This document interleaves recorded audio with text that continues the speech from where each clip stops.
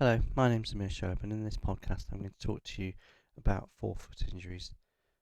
We're going to talk about the relevant anatomy and the mechanisms of injury that you're going to encounter. We'll think about how to make a diagnosis and the principles of management. Then more specifically we'll talk about aspects of first ray injuries and treatment.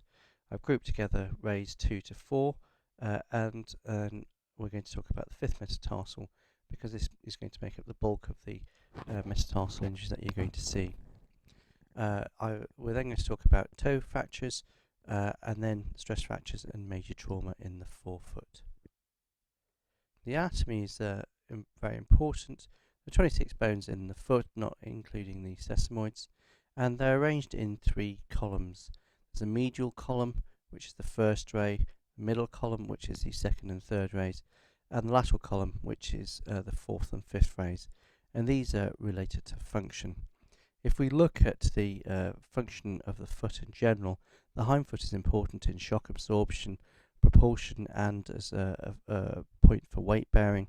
The midfoot is important as a beam to aid propulsion, and the forefoot, as well as being involved in propulsion and as a surface for weight bearing, is involved in balance. There are extrinsic muscles and intrinsic muscles which go to the forefoot, and the function is related to the form. So the middle column, which is TMTs 2 and 3, have very little range of movement, but the first, fourth and fifth are actually adaptive. So they are mobile and they allow you to use your extrinsic muscles to balance your forefoot. The mechanisms of injury that you're going to see are penetrating and non-penetrating, but most of them are going to be non-penetrating, and high energy type are the crush injury types that you've just seen in that video. The low energy traumas are torsional, although you need to be careful to make sure that they're not part of a wider injury. And we're going to talk about stress fractures later. We're going to make a diagnosis through history and clinical examination, and then backing up our suspicions with investigations. And now, if you're going to perform x-rays of the foot for trauma, then you need to get a complete trauma series, and that means not just an AP and an oblique, but also a lateral. If you examine the AP x-ray here, the fourth ray looks a little bit odd, but you can't really tell what's going on. If you look at the oblique, it's still not really very clear what the injury is. But if you were to look at the lateral, you'd be able to see that that fourth metatarsal has not just broken, but it's also become very plantar flexed, and that's going to cause the patient to be symptomatic if it's left in this position. So you should always get that lateral x-ray, or you'll miss something. Sometimes it's necessary to get a CT scan. So the principles of management, if you've got an open fracture, you're going to treat it exactly the same as you'd treat any other open fracture. So take a photo, provide antibiotics and anti-tetanus treatment, wound lavage if there's any gross contamination, dressing and stabilisation, and they need to go to theatre for debris removal. If there's a closed fracture, then you can offload the area with a heel weight bearing shoe, or more commonly we're going to provide a splint or a plaster slab. You're going to provide analgesia, elevate it, and perhaps even ice it. If there are any gross dislocations, then you don't want to be taking your x-ray first. If it's really obvious, then apply some traction and reduce everything, and then apply a slab before sending the patient for an x-ray. So what we're trying to do is to relate the restoration of anatomy for function. All the metatarsal heads are weight bearing, so we need all of them to be able to touch the ground, and this means that if they are plantar flexed or dorsiflexed, then it's going to increase or decrease the amount of weight bearing on that particular ray. The medial ray takes more load than the middle column, and these both take much more load than the lateral column. And this is important as the distribution of pressure on the plantar skin is not even, and it's more medially based. And the idea is that we're going to try to maintain adaptive function for that balance with the first and fifth rays. The length and inclination, if they're wrong, can lead to problems with metatarsalgia, or they can have secondary problems by moving the hind foot into varus or valgus. If you have a stiff first TMT joint or MP joint, as you know from performing Lapidus fusions and first MTP joint fusions, this is actually well tolerated. However, if you have a stiff fifth TMT joint, this is very poorly tolerated, and patients need that mobility. Let's move on specifically to look at the first metatarsal. This is a wider and shorter bone than the others in general. Injuries can be caused by direct fractures or indirect injuries. You have to be careful about intra-articular fractures. There's no ligament connection between the first and second metatarsal. Instead, you've got the Lisfranc ligament between the medial cuneiform and the second metatarsal base. We need to think about deforming forces. The tibialis anterior and peroneus longus are attached to the proximal end of the first metatarsal, and if that first metatarsal is deformed and malunited so that it's not weight bearing, then it's inevitable that the patient's going to end up with transfer metatarsalgia. So what we're going to try and do is maintain the length and natural inclination, although of course there's a small degree of adaptability because it's previously been a mobile joint. If there's a shaft fracture, then you need to examine the soft tissues to decide whether this needs to be treated with open reduction internal fixation or external fixation or K-wires, or if it's completely undisplaced, you could treat it conservatively with a heel weight bearing shoe. If there are proximal fractures, then you need to be worried about whether there's going to be a malunion, and you may want to consider open reduction internal fixation if it's intra-articular. And this can be with a plate, wires, or even staples, and sometimes it's necessary to span the TMT joint. If the base of the first metatarsal is severely comminuted and it's an intra-articular fracture, then because this is likely to result in pain in the future, it might be worthwhile to fuse this primarily. If there's a distal fracture and it's intra-articular, then again you want to reconstruct that articular surface with open reduction internal fixation, and this may be through using screws, plates, K-wires, or even spanning X-fix. If there's very severe comminution and it's intra-articular, then there may not be much a role for immediate fracture fixation. And it might be optimal to treat them conservatively. Then once all the bony fragments have consolidated, then you can perform an elective fusion. I've grouped together the second, third and fourth rays because anatomically they're very similar. So they're narrower than the first metatarsal. They can be injured through direct violence and you end up with transverse fractures, or indirect violence which results in spiral fractures. Often you find that there are multiple metatarsals involved, and you'll note that the metatarsal heads often maintain a relationship with each other because they're joined together by the intermetatarsal ligaments. If you have a single metatarsal fracture, then it may not be necessary to intervene operatively, because the metatarsal head and shaft may maintain their anatomical position because of their attachments to the other metatarsals. But it's important to get that lateral X-ray to ensure that there isn't any plantar flexion. Dorsiflexion isn't so much of a problem. If there's a single metatarsal fracture and it's anatomically inclined, then you can treat this in a heel weight bearing shoe or an air cast boot.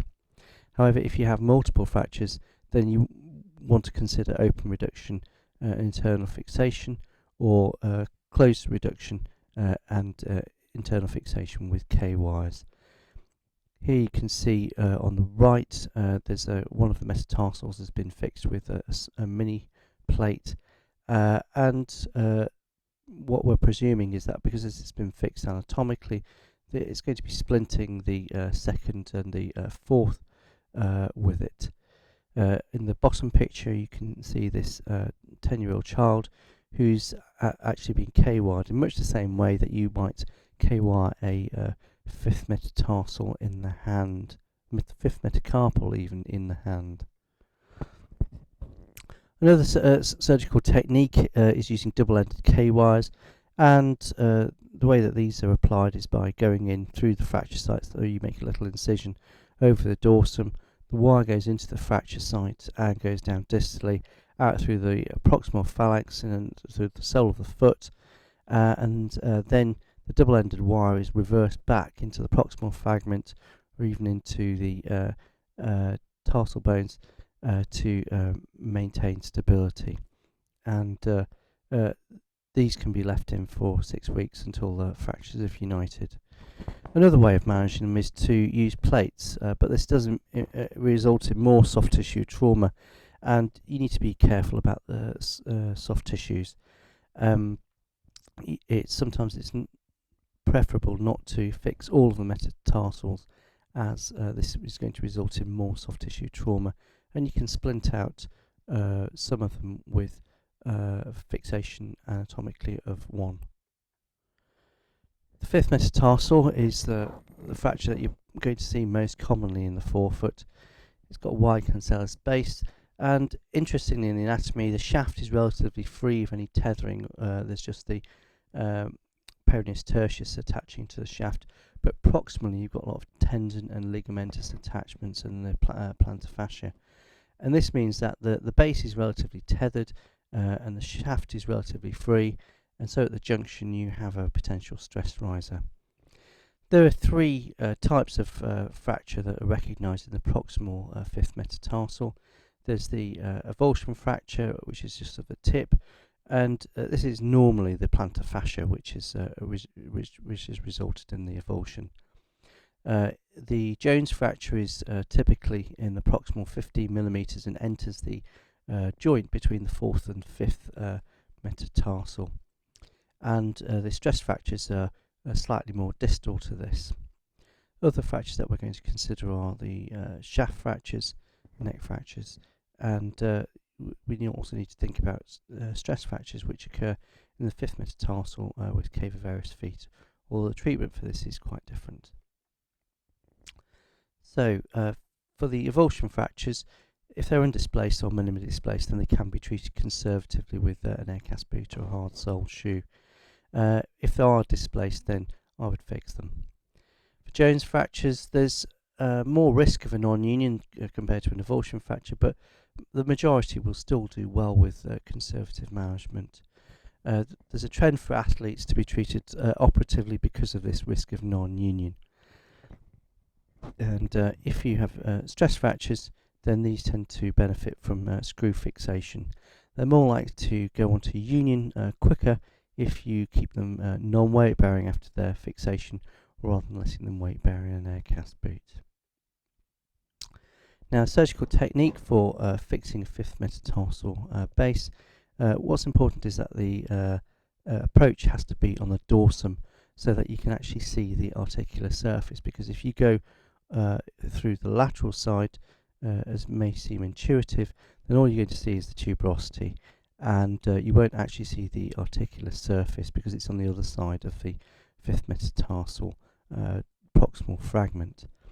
So you make the dorsal incision and essentially go down directly to the 5th tarsometatarsal joint. I would make a separate stab incision to put the screw through, and I tend to use a washer when I'm putting a screw down as well. Normally, if you use a cannulated screw, you can pass this down the shaft of the 5th metatarsal, but if the line of the fracture crossed at 90 degrees leads the screw to go through the other cortex, then this is fine as well. If you have a very comminuted fracture and you're worried about having degenerative change in that joint in the future or pain, then you can perform an excision arthroplasty. Well, this tends to be a late procedure rather than an acute procedure. If you have a shaft fracture, then what matters is whether this is plantar flexed or dorsiflexed. If you have any sagittal plane deformity, then I think it's worth fixing these. If their alignment is almost normal, then because of the laxity and the adaptation of the fifth metatarsal, because of the great degree of movement at the fifth tarsal metatarsal joint, then you could just leave them to be treated conservatively. Stop. If you're going to fix them, then I recommend using a mini plating system, and then you can get them going in an air cast boot. Now, toe fractures are often neglected. Many patients are sent home from casualty without even having an X-ray and just told that they're going to have to put up with it. But what is important is whether these fractures are intra-articular or extra-articular, and whether they're displaced. If you have a displaced fracture, then it may need to be manipulated.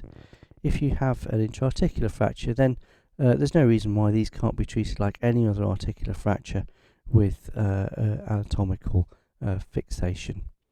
If you have a fracture of the proximal phalanx of the first ray, this is quite critical because it has the highest loading gait of any structure in the foot. If you are going to treat a toe fracture, then if it's intra-articular, you're going to try to anatomically reduce it and rigidly fix it. It may not be possible to go for early mobilization. If you look at the example on the right, we have an open fracture which has been treated with some K-wires, and quite frequently you might actually cross the joint because there isn't much purchase in that proximal fragment, and of course then you won't be able to mobilize the patient early, but they can tolerate up to 6 weeks of joint rigidity without too much trouble. If you have a displaced fracture, then you're going to reduce it, and if it maintains its position, then that's great. If it doesn't, then you need to hold the reduction, and you can use either internal fixation, K-wires, or external fixation, depending on the soft tissues around there. So, if you have an undisplaced fracture, you can treat them in a heel weight bearing shoe. If it's extra-articular, you can manipulate them and give them a heel weight bearing shoe. If it's intra-articular, well, it really depends on the nature of the fracture, the extent of the soft tissue injury, which may stop you from using internal fixation. So you've got possibilities of using mini plates. K-wires can be either crossed or longitudinal, going through the joint to maintain precision, or you may need to use external fixation if the soft tissues have been compromised. Sesamoid fractures are an unusual and not commonly seen injury. There's a debate about whether there really is such a thing as a fracture of the sesamoids, or whether they've always been bipartite. And there's a common sporting injury called turf toe, which is caused by hyperdorsiflexion of the great toe. It can occur in bipartite sesamoids because of tearing between the two poles of the sesamoid, or you can have a stress fracture or an acute fracture through a sesamoid itself. In the non-athlete, we're going to treat them the same, basically, which is with a heel weight bearing shoe and resting it, and usually if these are stress fractures, they'll settle down. In the athletes, there may be a role for open reduction and internal fixation. Some people advise that you get a CT first to look for fracture ends to determine if there's an acute fracture, whether it's a bipartite sesamoid. But if there's pain with a bipartite sesamoid, then treatment with open reduction and internal fixation often helps. Stress fractures you need to really look for a cause, and that means you want to take a history and examine the patient. And the cause may be something as simple as a march fracture, which is basically unaccustomed exercise when is an accumulative injury where there's submaximal load applied across the bone. And some people believe that fatigue in protective muscles leads to increased load on the bone. The other types of stress fracture are sesamoid fractures, which we've talked about already. And in the case of varus foot, it's common to see stress fractures from overloading of the fifth metatarsal. And in the non-Jones fifth metatarsal fracture, you can get stress fracture because of the tethering at the proximal end and the relatively free mobile shaft. Another cause is transfer metatarsalgia, where the first ray or the second ray is painful, and so there's more load put on the lateral rays, which over time are going to develop stress fractures. It's commonest to find stress fractures, especially march fractures, in the second and third, and this may be related to the fact that the tarsometatarsal joints are stiff. Diagnosis is usually from the history, and if you can't see anything on initial x-rays, it's worth re-x-raying a few weeks later, as you might see signs of callus formation. If you need to make a diagnosis and you're suspicious that it's a stress fracture, then you can perform an MRI scan. Treatment is going to be with rest. You can use orthotics to change the loading of the forefoot, or you could go for activity modification for march type fractures. A brief few words on major trauma. These are usually crush injuries, although you can get blast injuries or penetrating injuries. You're going to be using principles for trauma, so ATLS first of all, to exclude any life-threatening injury. And when if this is an isolated injury, you need to be careful that you're going to document the pulses and the sensation accurately. You're going to use the usual management for open fractures, so take a photo, apply a saline soak dressing, antibiotics, tetanus, and splint it. My preference would be to use external fixation to allow soft tissue management, because then this is going to buy you time and you can decide on the viability of the foot later on. And it's always worthwhile to have the opportunity to liaise with plastics so that there's more than one opinion. In summary, we've talked about the anatomy, pathologies, and management strategies for each of those different types of fracture. What's important to realise is that there's no one answer to all injuries, and you've got to think about the principles so that for each individual injury you are applying those principles, which is going to give you a safe practice and hopefully a good outcome. Might as well take the opportunity to tell you about some courses. So in September we're running a basic external fixation course, which teaches you about monolateral fixation for pilon fractures, tibial fractures, pelvic fractures and wrist fractures, and this is held twice a year. And in each summer we run a cadaveric hindfoot course at the university, and you can learn to operate doing all the routine foot and ankle approaches, and have the opportunity to do some arthroscopy, and the faculty will take you through all of these. Thank you.